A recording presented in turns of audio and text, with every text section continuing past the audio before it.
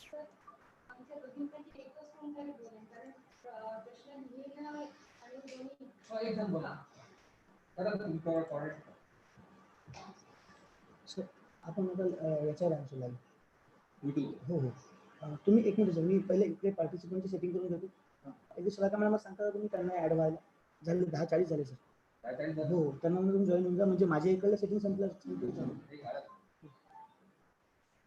हा मॅडम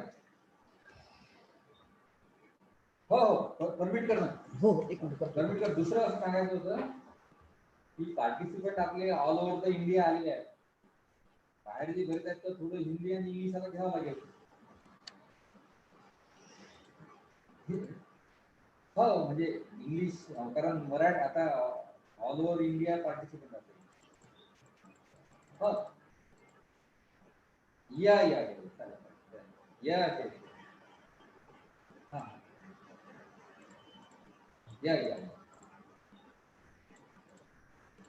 या correct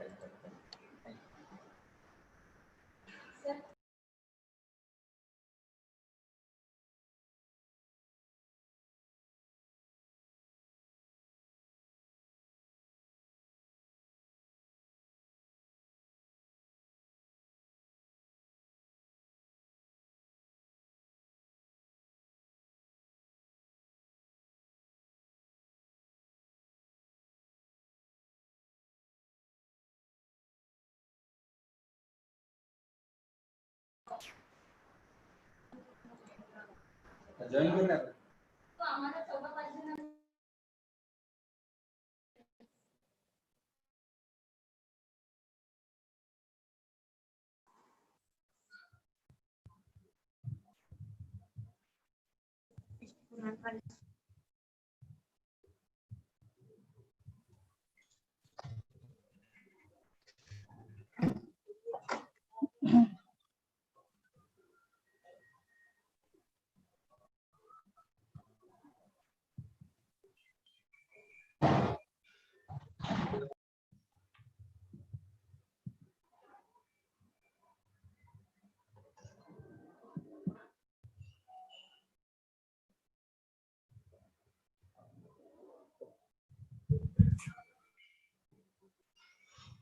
Hello?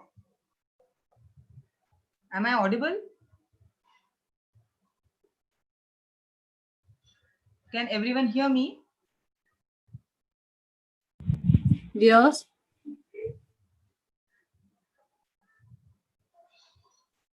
Can everyone hear me? Yes, ma'am. Okay, that's good. I'm going to share my screen.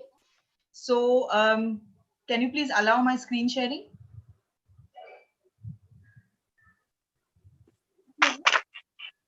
Screen share कर रहे allow कीजिएगा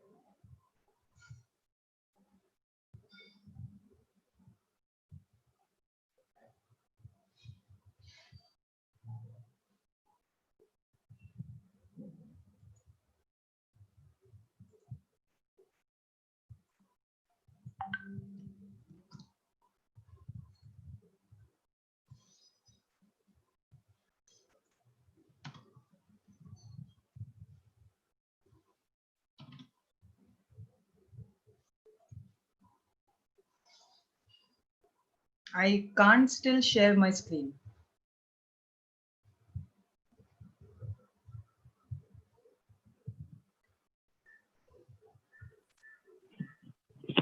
Hello, good morning, ma'am. Yes, good morning. Yeah, ma'am, just wait 2 minutes. Okay, Yeah, sure. we are making the arrangement. No problem. Just tell me so that I will just check if I can share. Yes. Yeah. Thank you.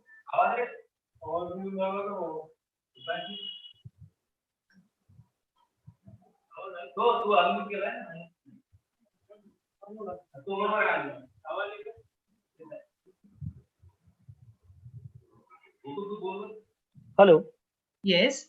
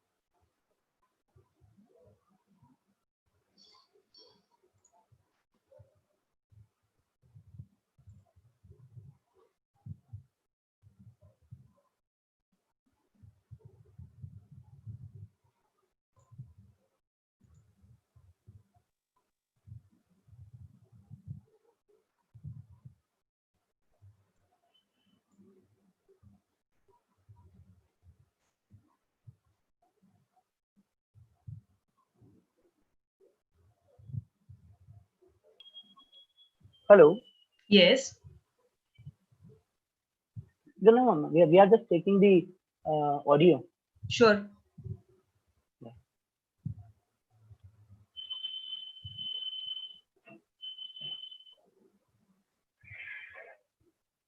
Questions, but rather also provide you some kind of practical strategies that you can use to manage yourself in this situation. So we end with a positive note about what can you do for yourself in order to manage your work-life issues. So let's first understand what work-life balance is, right? All of us relate to this. All of us know whether you are balanced or not balanced, whether you're juggling or struggling.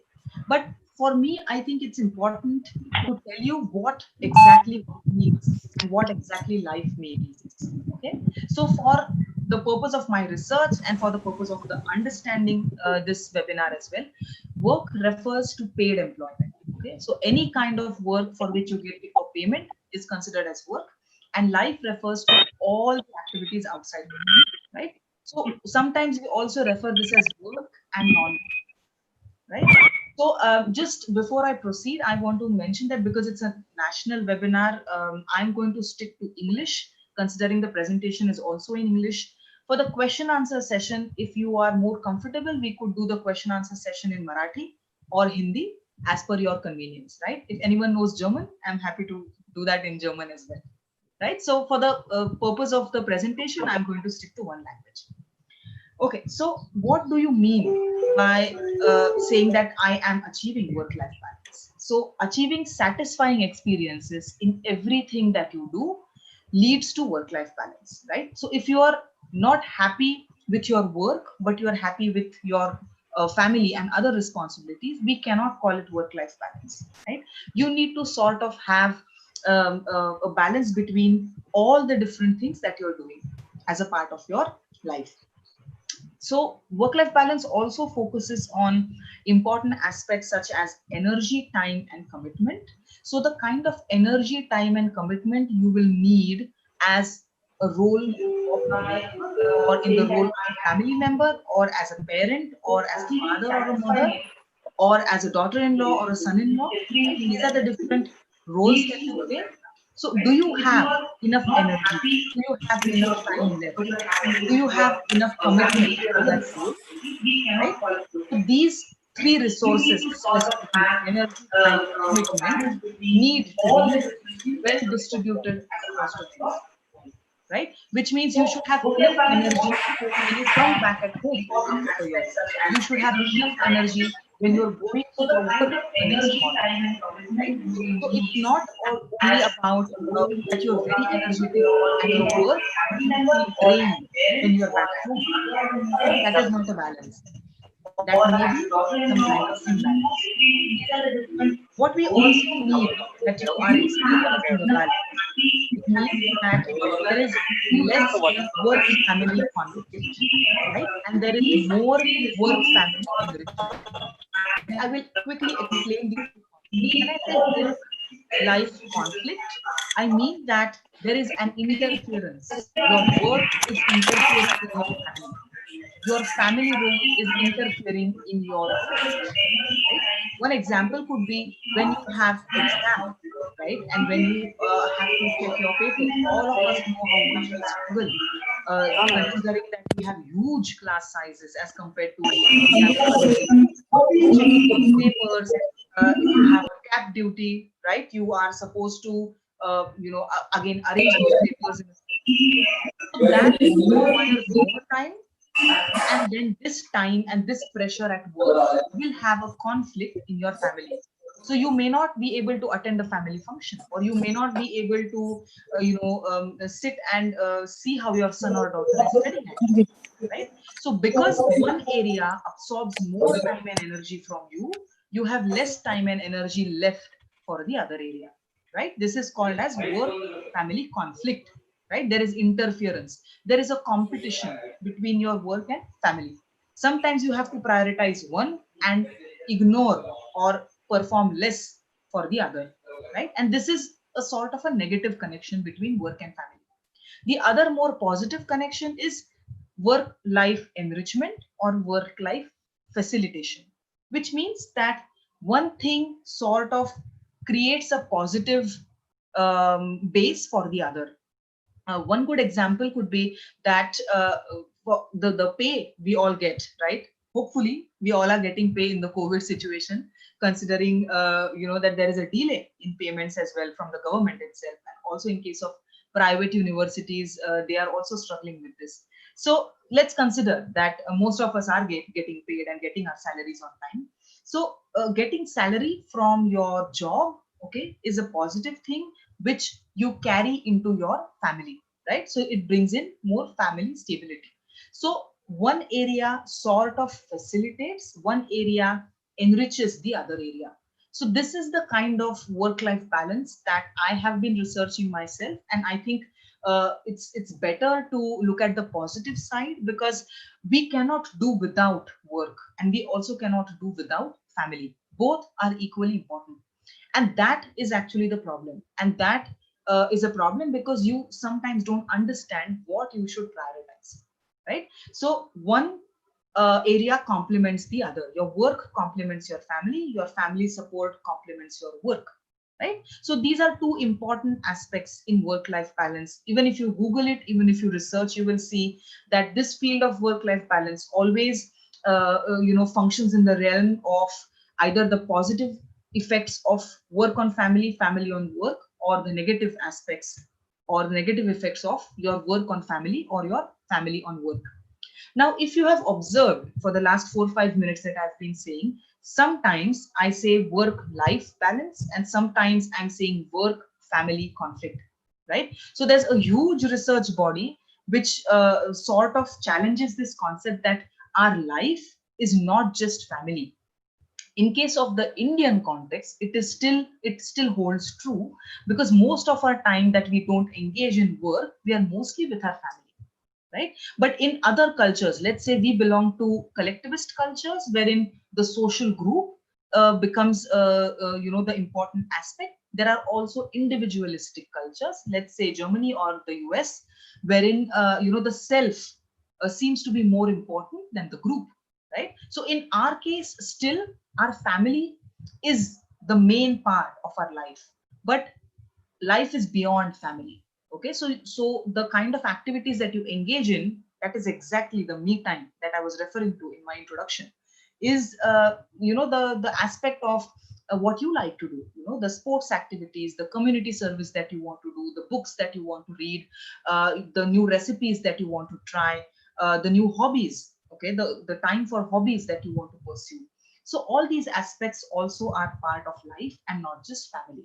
So sometimes you will hear work-life balance and sometimes you will also hear work-family balance, right? But you need to know as scholars and as teaching professionals that there is a difference between both, right? So life is beyond family. That is what I'm trying to say.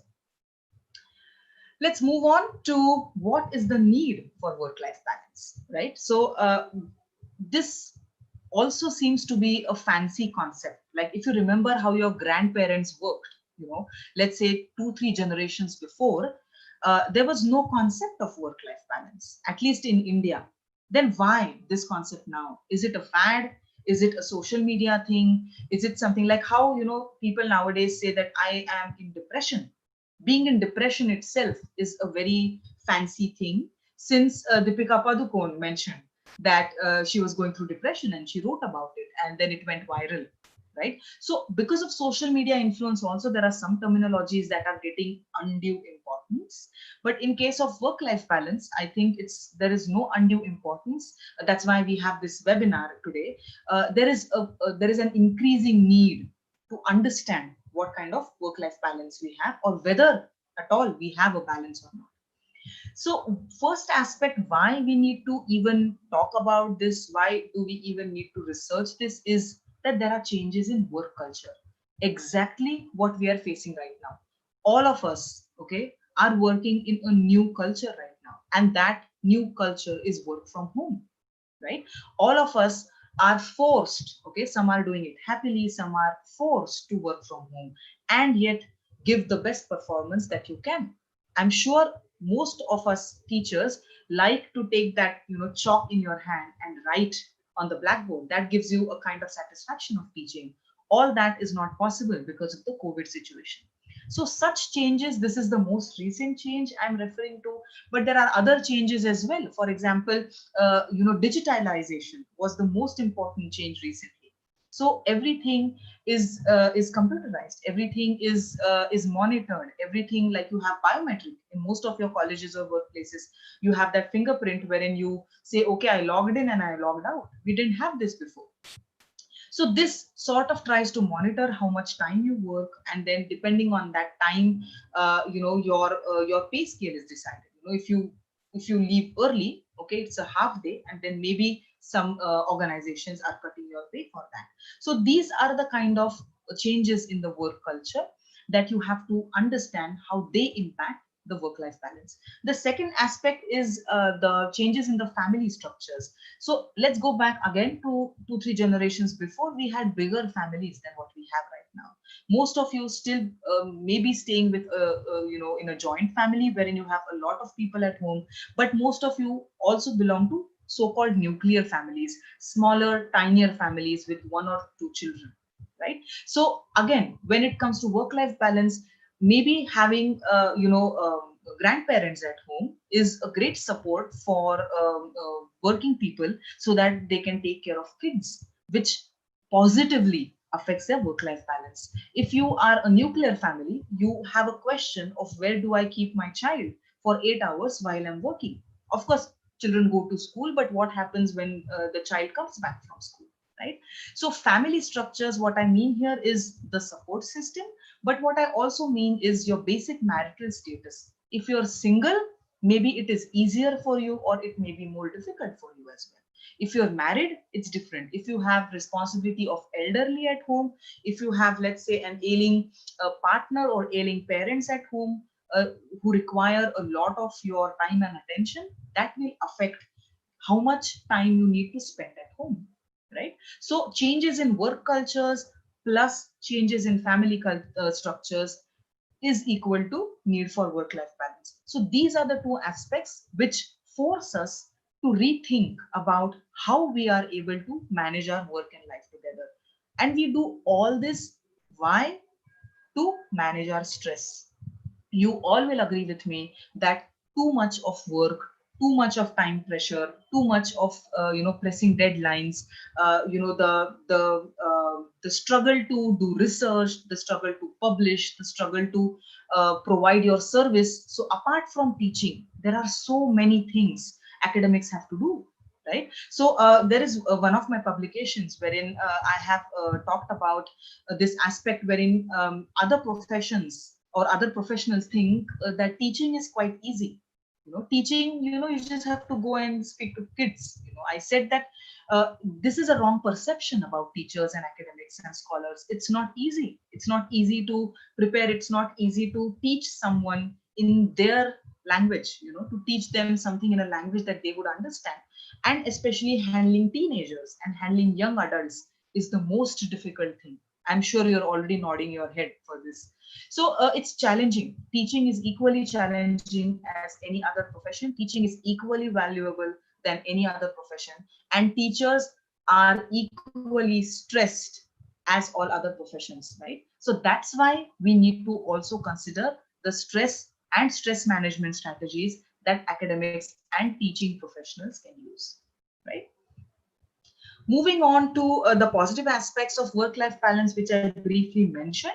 What I'm trying to say over here is that this theory, which focuses on enrichment, wherein we say that your work facilitates or enriches your family, and your family enriches your work, right? So it's a bi-directional process, right? So there are some skills, or there are some perspectives, or there are some resources that you use in your work, right, which improves your performance in your other role, which is your family, right? I will also come up with an example on the next slide. What you have to understand here is there are resources which help you to improve your performance in the other role that you're playing. So it's not work versus family, as you see in the photo here. It's work plus family, right? And it's a bi-directional process.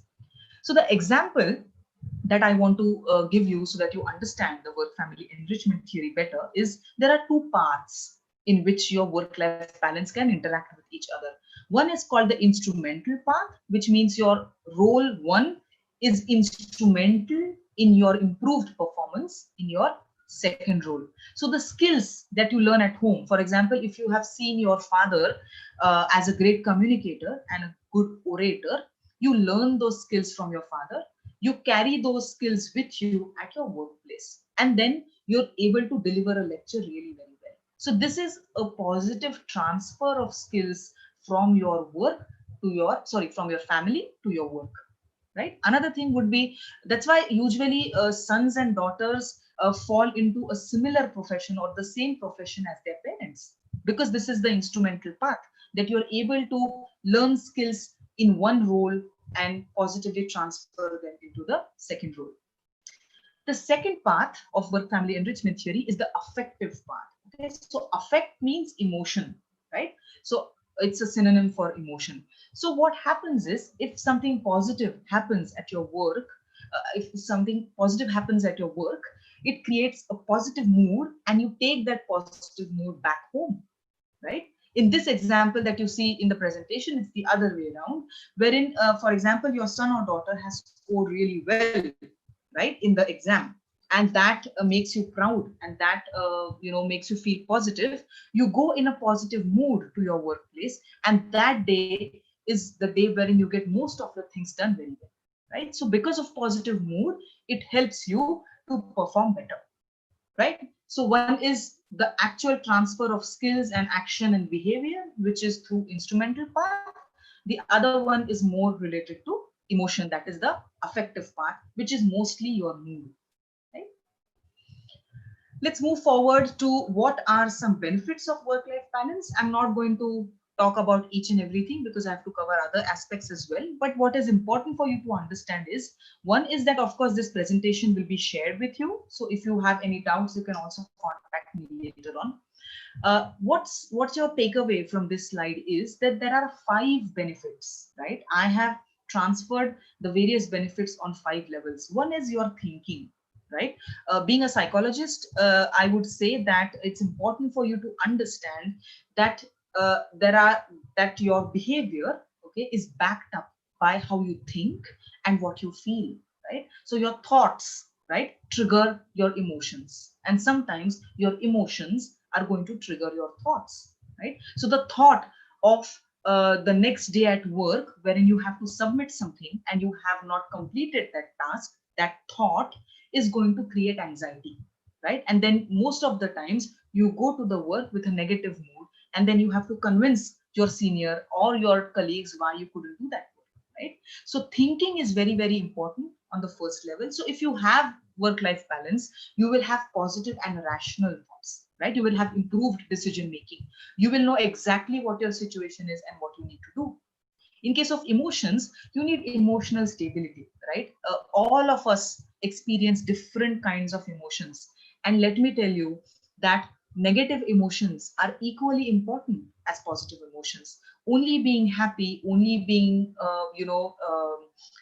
feeling the feeling of pleasantness, or the feeling of achievement, or the feeling of success, that is important, but failure is also important. The negative emotions such as fear, the negative emotions such as anxiety, worry, are equally important for us because they drive us to do things properly. If you fear something, you will take care. Okay, if you're anxious about your performance, you will prepare well and perform well, right? So all emotions are important, but if you have work life balance, you will understand how to identify those emotions and manage your emotions so that you don't feel stressed, right? The physical is the third aspect, which focuses on your physical activity, right? Exercise, that you're being active, a healthy lifestyle, right? So when it comes to your eating habits, sleeping habits, whether you are active enough. If you're sitting for 4 hours, it's important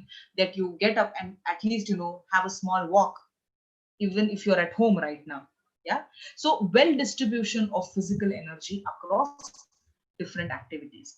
The fourth aspect is behavioral. So how our behavior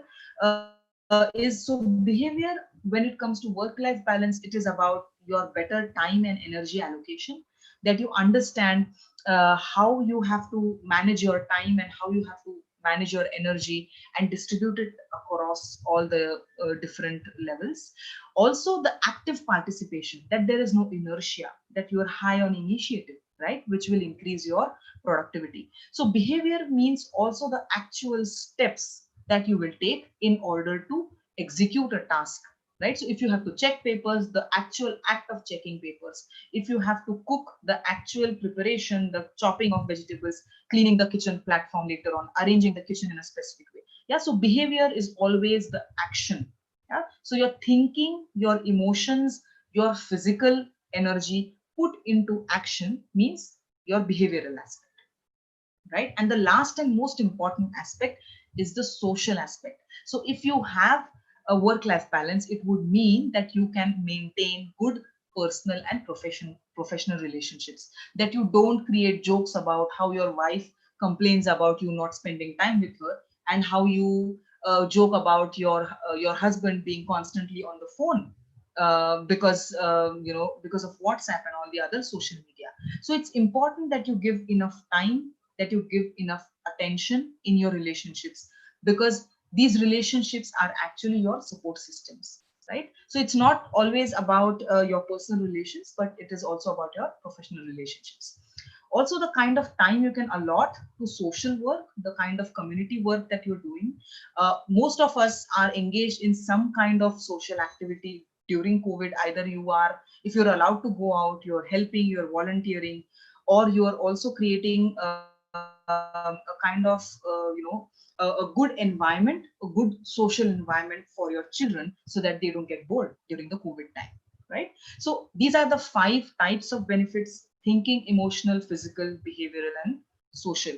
This is also important for you to understand why work life balance is advantageous. So let's see now how work-life balance has changed in COVID times. Uh, I'm sure you're probably smiling at these pictures that I have tried to use here. You see how our priorities have changed. Usually kids are put into that small cage over there, right? So that they don't run away and you don't have to actually take care of them. It's the other way around. Since work from home is the new normal, you are sort of bound in a small space to work, and all other people are outside that boundary, right? So the work-life boundary itself is being shifted because of the COVID situation. The second important picture here is about the domestic help, right? It's a female here in the caricature, but of course, if you have a male domestic help, we are going to also consider that. So you have started valuing the domestic help that you get. You start counting how much time you have invested in housework, and how and what a blessing your domestic help was before. The third picture talks about how you are struggling with engaging other family members in the house, and how you're working, how you're working on your work related tasks. uh, Kids are being forced to use more devices, so the screen time that kids have has increased substantially now, because your work doesn't end. I mean, and not only your work, this is also my struggle. uh, you might think that I'm an expert, and as Dr. Dute said initially, that I have a lot of experience with this, but COVID time is something that none of us have experienced before. So it's a struggle. It's a struggle. Your work doesn't end. Office was better, 5:30 you leave office, and mostly you wouldn't work after 5:30. Now, like, because I had this presentation as well, I was working till 7:30 yesterday, and I had planned to play something with my son, which I couldn't do. Right. So it's not about only how much work and time and energy you need, but it's also about the pressure to perform. So there is no time limit. All of us are working overtime. We were doing this before as well, but because of COVID times, it's very difficult. You are available 24/7 because there is no limit. Anyone can contact you for anything when it comes to work, right? So these are the things that are changed, and that is affecting our work-life balance right now. Most of us may have imbalance right now. Must be struggling with managing our work and life, and all the problems coming because of this situation. And I'm very, very curious to discuss these in the question answer session. So what is leading to imbalance in the COVID situation, right? The first picture you see that you are in a meeting, right? And your kids cannot use your home. We have to understand the kind of lockdown, how it has worked in developed countries. It's very different, right? They have smaller families, they have bigger houses, right? In India, not everyone has a big house, right? So in a very cramped space, how do you even think of social distancing? You can't have social distancing if you have a 1 BHK and there are 6 people staying in there, right? So space constraint is one thing that is affecting our work-life balance right now. The second picture here is about both the partners are working, and what happens to the household work, what happens to the kids, what happens again to the meantime, right? So the relationships, the way we relate with our family members is also changing. The third picture talks about, if you have small kids, if you have to take care of them, it's a struggle, right? The fourth aspect is about the technological challenges, right? Also, for this webinar, we tested everything before, but there are some last moment things that may happen, right? I'm going to talk about the technical challenges even more in the next slide, but this is one thing that is affecting our work performance, and then it takes more time to complete a task, which again conflicts with our family time, right? So technical challenges are also something that are contributing to the imbalance. And the last aspect you see, that most of the times you're multitasking, right? You're listening to an audio book while cooking, or you are switching off your video and you have a Bluetooth headphone on and you're sweeping the floor. This is how we are trying to manage. So it's fun, it's nice, it's a life skill only for this phase. We can't keep continuing doing this, because in the long run this is going to increase our stress. When you multitask, you consume much more energy. If you're able to rest, it's fine, but many a times we are not even getting enough rest in this COVID time, which affects our work-life balance. Let's quickly take a look at this survey which was conducted in Kochi, which involves most participants in the South India. And we found out that or the NGO, it's called Your Amigos Foundation, found out that 87% respondents felt that there should be better work-life policies to support them in this situation, right? 48% spent quality time with family, which all of us definitely have enjoyed because of this lockdown. But you also have to consider that 49% of the sample experienced work from home for the first time. So there's also a struggle to learn so many things. It's also about the digital literacy. Not all of us are very, very well versed with using the computer, or conducting Zoom sessions. So all of us had to learn this, right? Zoom was not even into picture until January, February for us, right? So the me time, as you see over here, 59% of the sample noticed that there is a decrease in me time. Whatever little time you got to read that book, whatever little time you got to perform, religious rituals or anything else that interests you, has been hampered because of the COVID times. And 59%, of course, complained that there is increased workload, which I already mentioned when I was explaining the last slide. Let's take a look at another survey. And this worries me very much. And this is also your worry, I'm sure, that academia cannot work online completely, right? For IT sector, for bank sector, for many other professions, it may work wonders. But when it comes to teaching, right, the human connect that we have, which you also see in this picture on my slide, that's very important. Many times, even if you meet your teacher once, right, most of your problems are solved, like how you see your doctor and half of your illness is gone, right? So online learning is the future, I would say, but that cannot replace classroom teaching learning, right? So in case of India, it's very, very different as compared to other developed nations, because if you see electricity, this is the survey from Ministry of Rural Development in 2017-18. We are in 2020, so the situation may be slightly different. But as a reference point, we consider this, that only 16% of India's households receive 1 to 8 hours of electricity daily, right? 33% received 9 to 12 hours, and only 47% received more than 12 hours a day. So if you have planned your Zoom session with students and if they do not have electricity, how are they supposed to learn, right? Also, the usage of smartphone and internet connection in India, you see, is quite poor. In the sense, only 8% of households across India, okay, with members aged between 5 to 24 have a computer and an internet connection. These are two different things, right?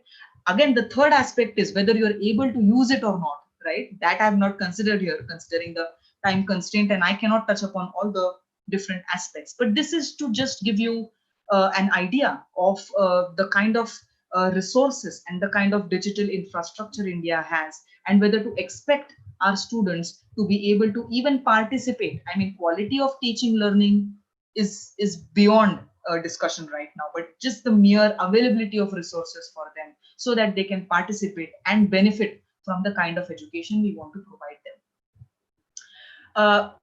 There are also other factors, I think, which are also causing anxiety to us as academics and research scholars and teaching professionals, is the digital literacy, right? How, to what extent do we know how to use these resources? Have we received any formal training from our workplaces?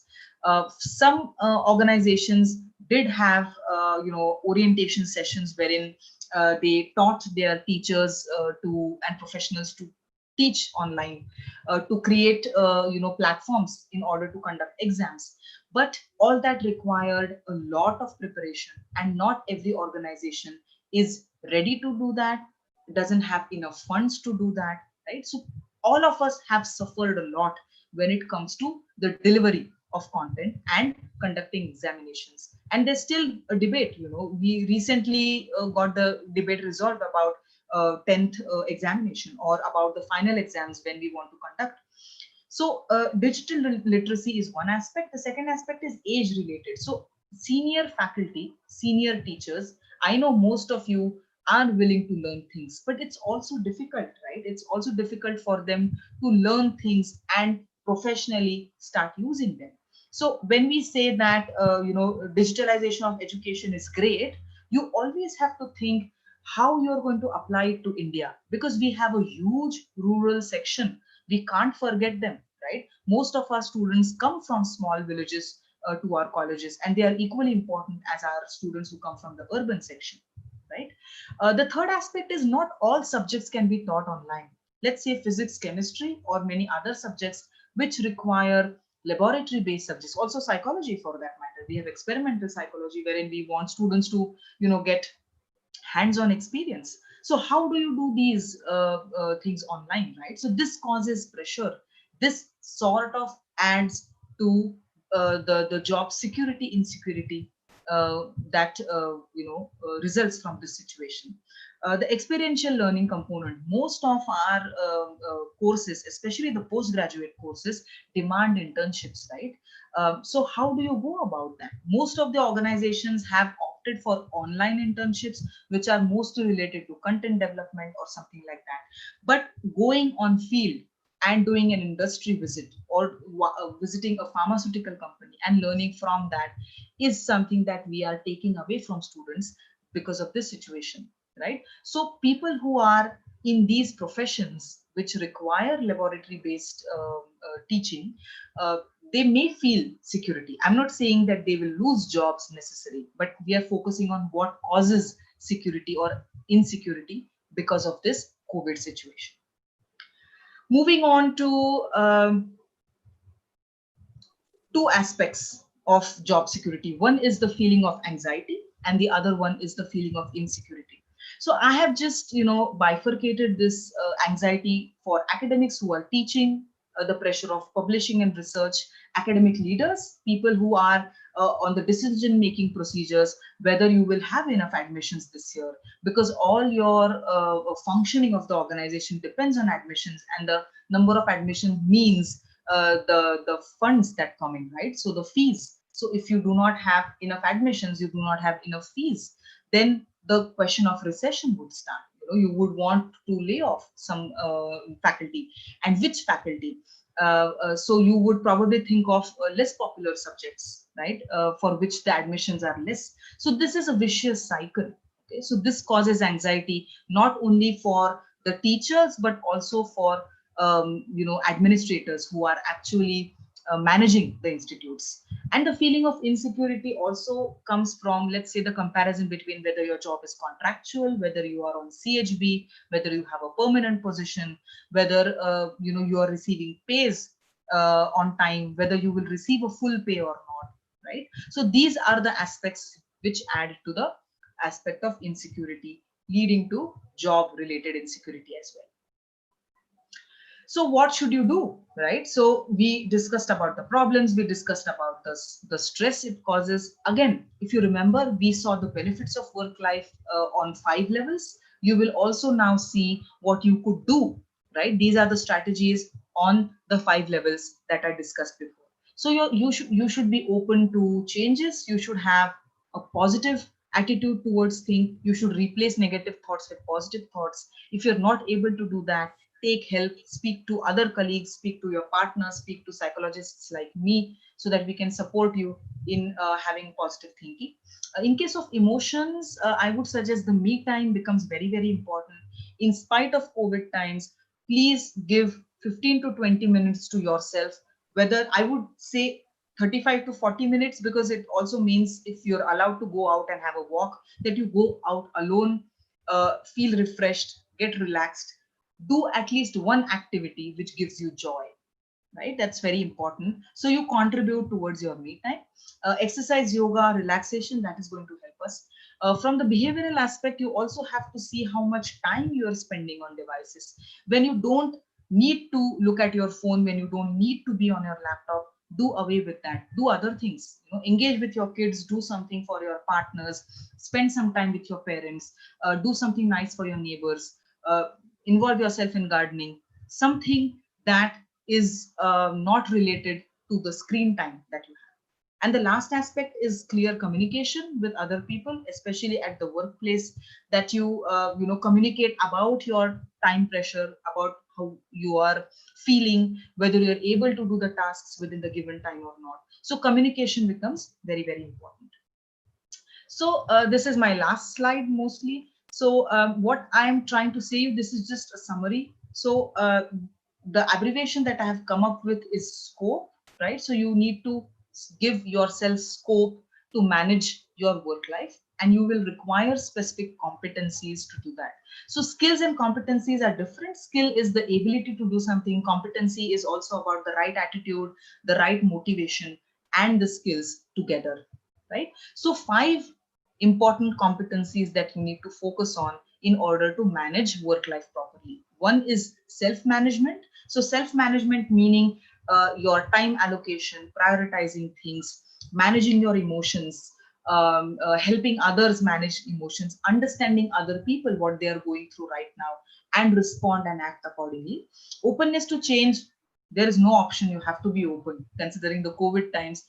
Even if you don't want the situation to be there, you are forced in the situation. So you need to be open to also changes, the kind of work culture that we will have, let's say September onwards when our colleges may start, right? So there are going to be changes. Your office, your college, your organization, your institute may not be the same later on, right? We have to make so many changes. Communication is a common point for all. The planning behavior, which means that you have a list of things that you need to do today, the list of things that you need to do in your family as well, right? So how you plan your day, how you plan your week. So goal setting, right, is an important competence here. And the last aspect is expert knowledge and energy, that you leave some energy for your kids, you leave some energy for yourself at the end of the day, so that you don't just work and not give enough time to your non-work life. And expert knowledge, use this time to enhance yourself, to upgrade yourself, not only digital literacy but also things that you actually cannot do when you're actually working. You are getting the chunk time, you are getting big time right now, in order to actually enhance yourself. So there are certifications, there are something like this webinar wherein you can improve your expert knowledge, right? So basically confidence is something you will need, positive attitude is something you will need, and you will have to believe in yourself that you can manage your own situation and you can go towards balance from the imbalance if you're experiencing, right?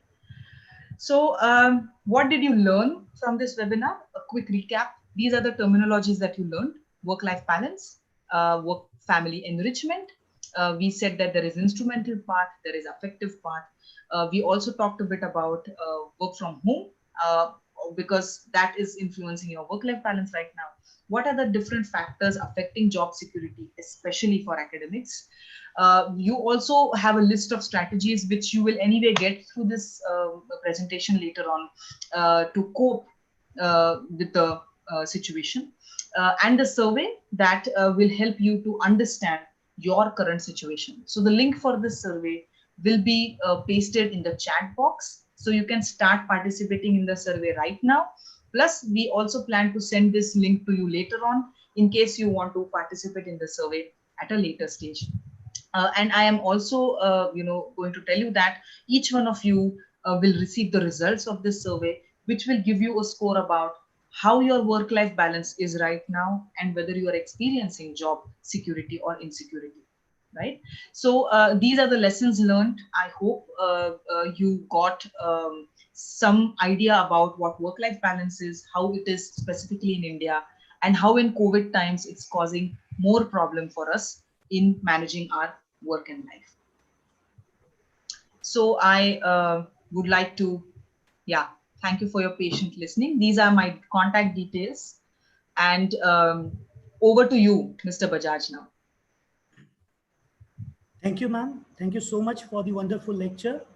Now I request the moderators, Dr. Suruchi Kadu and Dr. Sonal Mundala, to provide the questions to the resource person, Dr. Shalaka ma'am, so she can answer them. Over to you, Sonal ma'am and the Suruchi ma'am. Good morning, Shalaka ma'am. Yes, good morning, Sonal. A question asked by a participant. Yeah. What type of technology we should adopt for teaching during this COVID-19 time?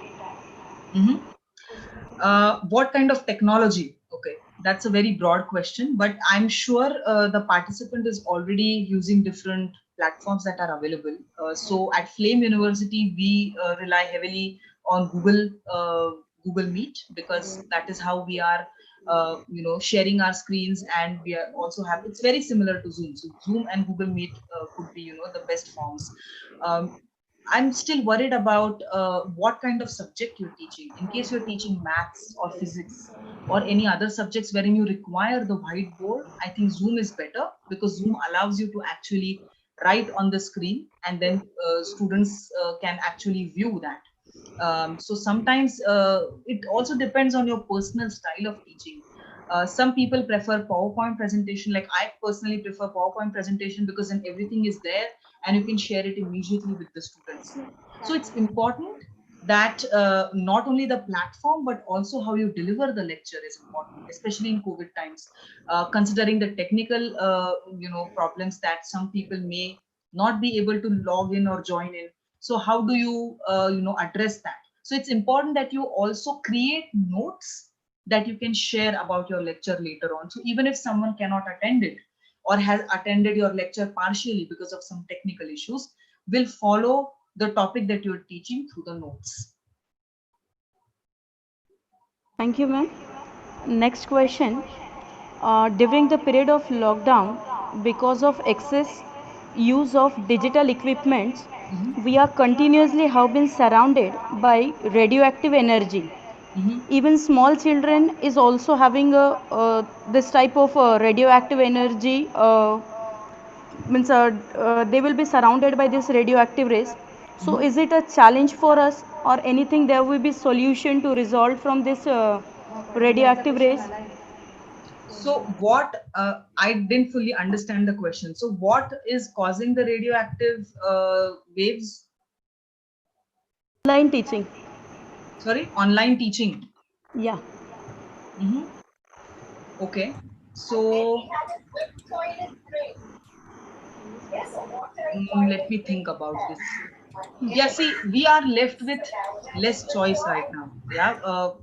If we start going online, if we start going on site where we are actually using classroom teaching, only then this issue will be resolved. For now, all of us are, forced to rely on the online platform, right? So, how do we protect ourselves from that? Is reduce the screen time. That is also one of the strategy I mentioned. That, for example, if you have to teach, let's say 4 hours, the other time you do not engage with your laptop or other devices. So if you can manage the technological devices and the usage of that, I think that is one way of controlling it.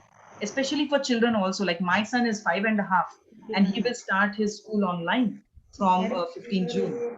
Right. So according to me, it's too soon for them to do it on Zoom. But schools also are under pressure to start the syllabus. Otherwise, with such young kids, they would really struggle later on. So you just control the screen time when it comes to children. Especially for children, this is the best time to engage them in life skills. You take their help in all the household things that you have to do. That is one way of managing the impact of radioactive things. Thank you, ma'am. Next question is that from Magarwar madam, you have any special message for women? Oh yes, yes, for women, especially. Yeah, I would have loved to take this question if I was live, because then I can see the smiles on their faces. But I would say that the women are blessed if their male partners are also working at home. This is one thing that they will definitely appreciate. Because see, the kind of culture we do have gender roles, right? There are some roles, some things that are expected only by women to do. So always the household responsibilities and caring children is primarily a woman's job. So you do that, plus you work from home, plus you take care of the other things. So I'm not saying that men do not contribute. Of course they do contribute. There are tasks that are allotted to men as well. But overall, it's expected that women's share is higher in all of these things. So the me time becomes even more for women. To get that me time is very difficult. Your day ends at 10:30 at night when you're actually going to bed.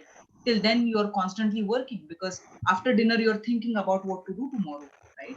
So for women, I would say that focusing on me time is very important. Exercising is equally important. Let it be a 35 minutes walk. You should spend time for yourself, and you should also learn to say that learn to delegate work. Let others also do things so that you can free up time for yourself. Thank you, ma'am. Just one thing before the next question, I have already pasted the link for the survey in the chat room. So for the participants to start taking the survey if they want, it's already in there. Okay. Yeah. Next question is that, ma'am, any counseling we will need for students and their parents? The question is asked again by Dr. Magirwar.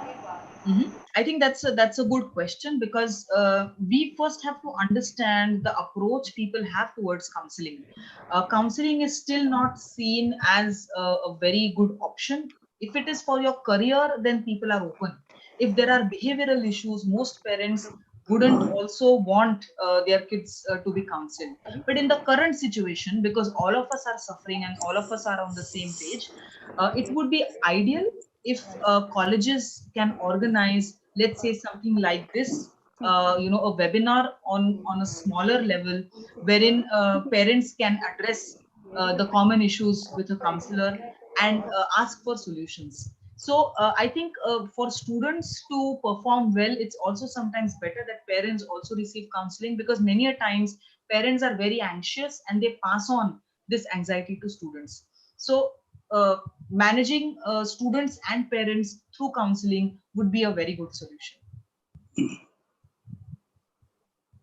Thank you, ma'am. Next question. As females are feeling insecure, same males are also feeling insecure. A question asked by Professor Uttam Sharma. What about the men? Please give any message for the males. Absolutely. Yes, Professor Sharma, males are equally important as females in our society. So, of course, because women asked the question first, so I address that. Yes, insecurity is not gendered. Of course, males also experience insecurity. The only thing is females express it much better. They are probably more open in expressing their insecurity. Males may not necessarily be comfortable in expressing their insecurity. I think males have much more insecurity when it comes to the job, because they also have a pressure to perform. They are mostly also seen as breadwinners, right? Most of the times, the families are entirely dependent on males for earning. So the kind of job insecurity that males have, I wouldn't say it's less or more as compared to females, but I would say it's of the intensity is slightly different. So in case of men, what I would suggest is you will have to first see whether your insecurity is rational or irrational. What I mean by that is whether it is a perceived anxiety, meaning that maybe the situation itself is not that bad, but you think that the situation is bad, right? So it would always help to understand how your organization is responding to the situation, and whether really your job is whether there is a threat to your job or not. Otherwise, you anyway have to think from a career perspective. If you think that there is some kind of insecurity associated with your job, what is your plan B? Right? Is there anywhere else that you want to apply? Is there anything else that you can do to manage your job? Right? So the insecurity faced by male teachers is equally important as females, but you also have to think about the plan B. Thank you, ma'am. Next question is from Sushil Kumar Kalme. Mhm. His question is, in our university area, most of the students residing in rural areas Mhm. where there is a problem of network connectivity, Yes. then how to do online teaching? Absolutely, sir. This is exactly what I mentioned in the Ministry of Rural Development survey, that most of our rural population do not have internet connection. If they have internet connection, they have smartphones, and sometimes smartphones are not enough. You require a computer. So I think your question is very, very important, and this is exactly what our education ministry also has to, consider when you are deciding how to deal with this problem. In that case, it's difficult to teach online, especially not only in the rural area. Let's say in a city like Pune, most of the students, let's say in government schools or municipality schools, they come from slum areas, or they come from areas wherein all these facilities are not available. So how do you teach these students? This is a big challenge right now. So either you wait and start your year a bit late, right? You have to revise your curriculum to what extent you can teach it. Anyway, I don't think any one of us are going to get the Diwali vacations the way we got last year, right? Most of our schedules are squeezed, and we will all start, let's say, in September. So it's going to be very difficult. So either you start the year at a later stage, or you can, if you stay close by, okay, you can probably maintain social distancing or the physical distancing, and try to teach them in person, not in the school setup. But it would really depend. I mean, what I'm suggesting right now is not applicable to everyone. It really depends on what infrastructure is available. Next question. How psychologically one should keep mental fitness? The question is asked on YouTube by Swapnil Arsad. Mhm. So the question is, how to maintain psychological health. How psychologically one should keep mental fitness? Okay, so one important aspect which we discussed today is the me time, right? If you have enough time for the things that you like to do, that gives you satisfaction and that helps you to manage stress. That is one thing. Psychological health also is dependent on your bodily functions, right? So your psychological performance is also dependent on your physical performance. So your physical fitness is equally important. That's why your eating habits, sleeping habits, your overall lifestyle is something that has a positive or a negative impact on your psychological health. So mental fitness also, for that, if you are into yoga and meditation, that usually helps. Or some kind of as we call it, emotional ventilation, right? Especially under pressure, if you want to share your thoughts with someone, you speak to someone who is going through a similar problem and understand how that person is dealing with the issue, so that you get some idea of how you can manage your own issue. So speaking about things, having a positive approach, engaging in activities that will make you feel positive. So it's not only the thoughts, but it's also engaging in positive activities, engaging in hobbies. And as I said, that at least 15 to 20 minutes every day for your me time activity.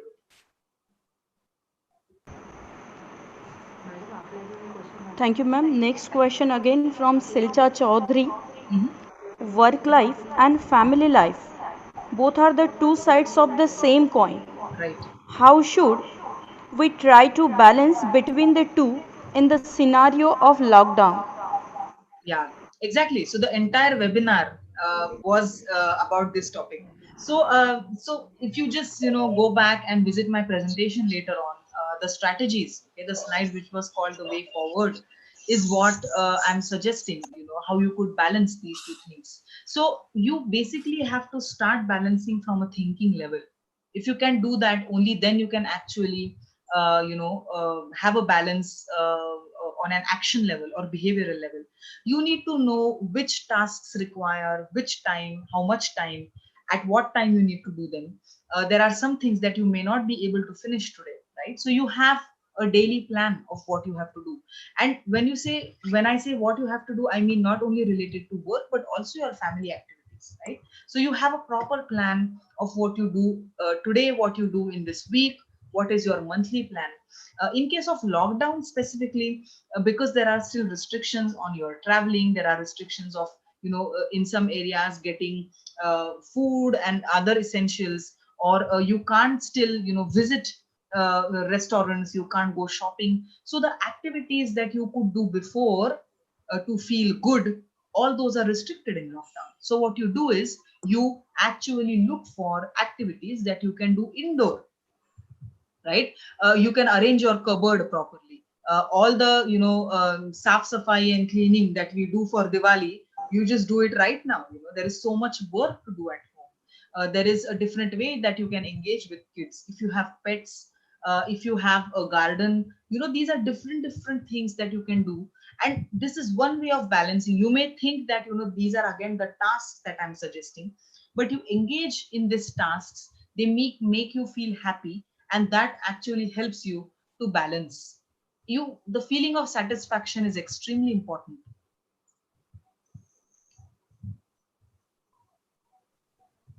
Hello, Shah madam. Yes. Many participants have raised their hands. They have not chat their question. Okay. So should we allow them?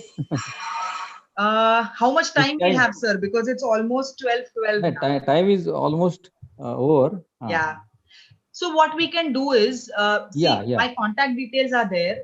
They can also, write to me in case of any specific questions. Because considering, the number of participants, we have almost 175 participants, and almost, more than half are asking questions. How do you want to do that? Because we still have to, maybe one or two questions we can take quickly from the people who are raising their hands, right? 2 questions we could take. Let's not disappoint. Okay.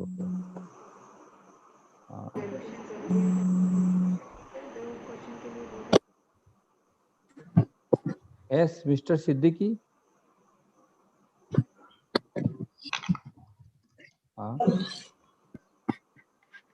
Yes, Mr. Siddiqui. Abdul Munaf.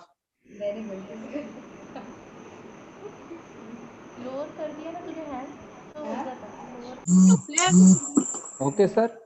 Abdul Munaf, sir, you have any question?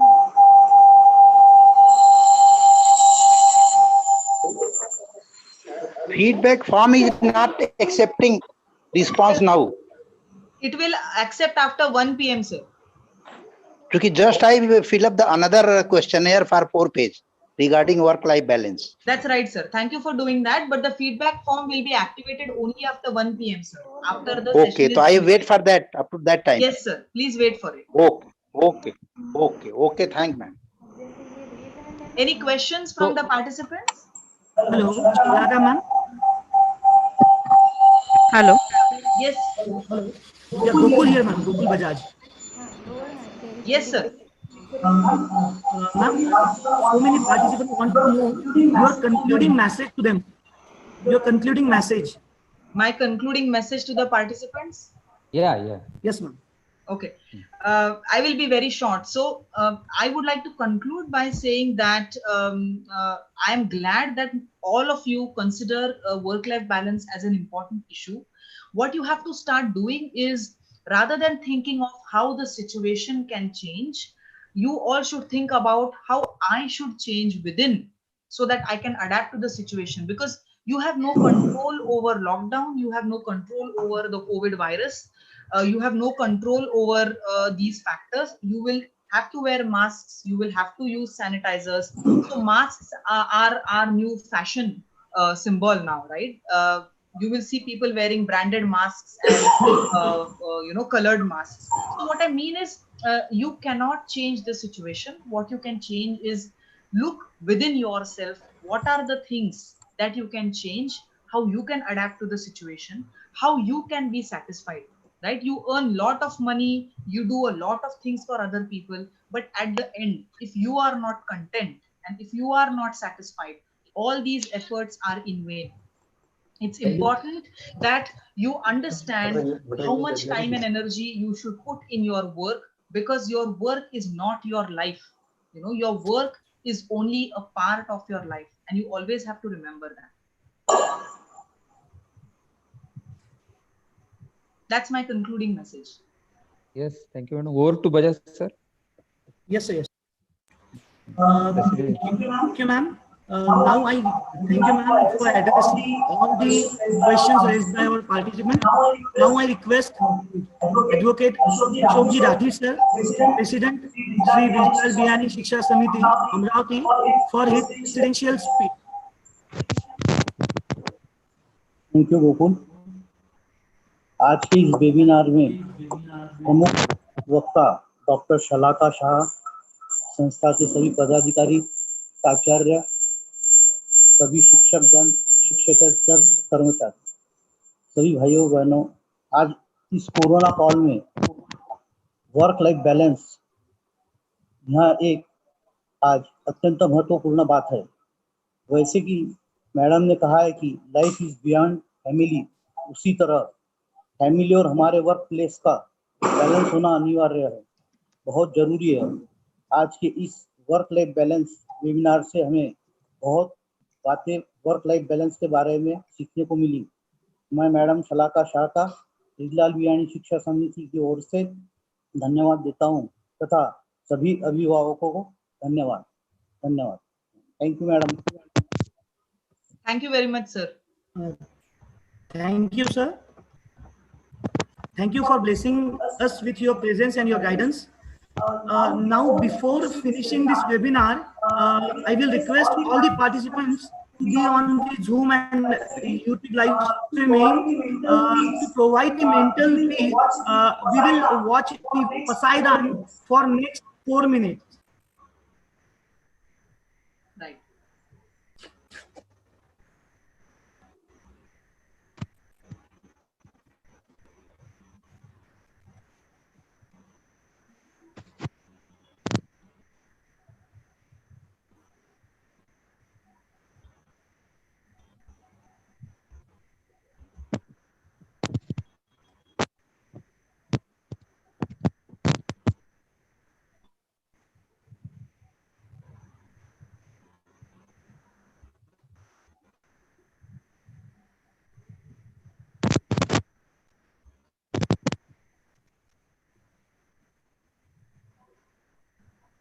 हाँ Gokul, start it. Yes, sir. Yes, sir. Yes, sir.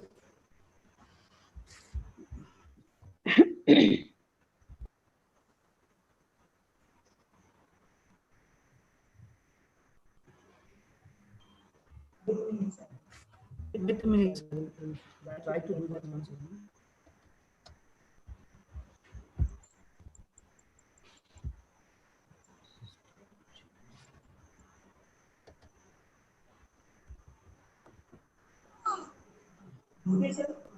Dhute sir, can you please allow me to share my screen? Yes, I have already allowed. No, sir, I'm not able to share my screen, sir. Yeah, fine.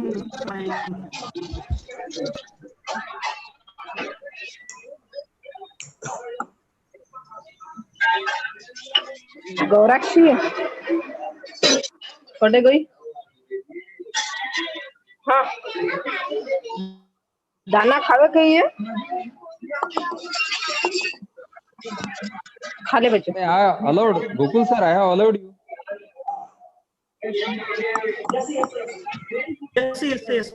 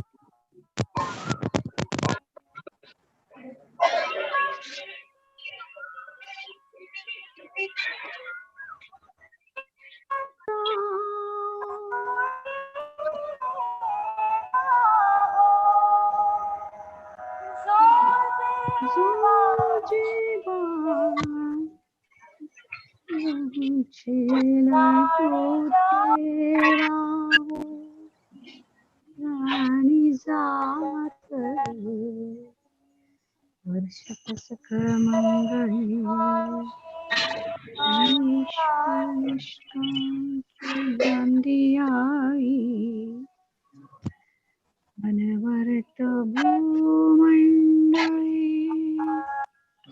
भेट तू भूता चला कल्पतरुचे आरव चेतना चिंतामणीचे गाव भूलते जे अर्णव पियुषाचे चंद्रमे जे अलांछन मार्तंड जे तापहीन ते सर्वाये सदा सज्जन सोय रे होतु किंबहुना सर्व सुखी पूर्ण होणे तिन्ही लोके भजे जो आधी पुरखे अखंडित आणि ग्रंथोपजीवी विशेषी लोकीये दृष्टादृष्ट विजय होवावे जी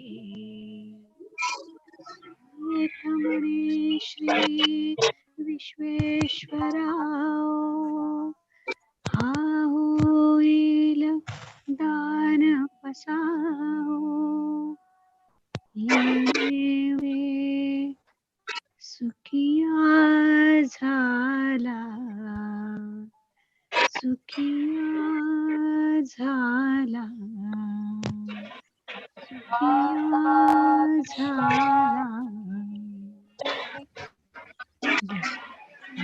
Over to Bajaj sir.